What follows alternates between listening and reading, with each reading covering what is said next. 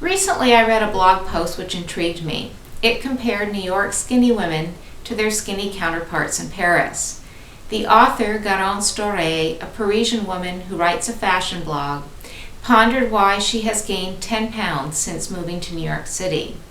When she first arrived in New York, Doré observed a difference between skinny women in New York and their counterparts in Paris. In New York, she found, people were thin to the brink, yet they were muscular from working out, such as doing things like Pilates.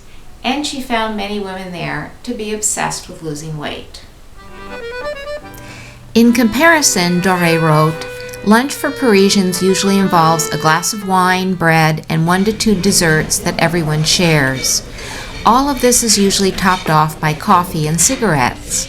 So you might understand why Doré laughed about New Yorkers' obsession with losing weight.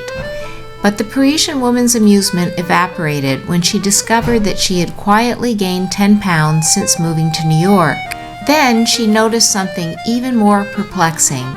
Her fat had grown softer. Apparently, Doré is not alone in her experience because she talked to other foreigners who had had the same thing happen since moving to the United States. Doré couldn't fully explain why this was so, but she had several theories. One of her theories particularly interested me. Doré observed that American laws are different when it comes to things like which growth hormones you are allowed to feed to cows and chickens to make them grow faster. The fashion blogger couldn't help but think that those chemicals get into our food.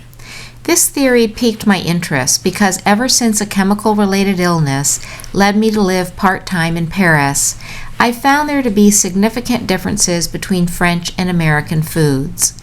In general, French food tends to contain fewer chemicals, and the French tend to be more concerned about what goes into it. Much of my food in Paris spoils about 3 times faster than does my food at home. Here in Paris, I found that I can eat certain foods that usually make me ill in my home city, Seattle. Or I can enjoy larger quantities of certain foods in Paris that at home I must dole out in meager portions.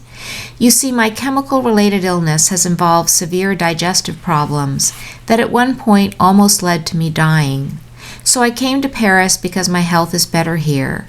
One of the main reasons for this is that French foods tend to be less polluted.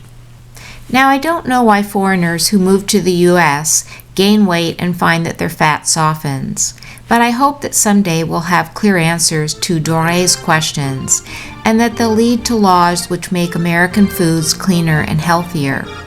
In the meantime, when I'm living in Paris, I'll continue to revel in eating French pastries, cheeses, and breads every chance that I can get.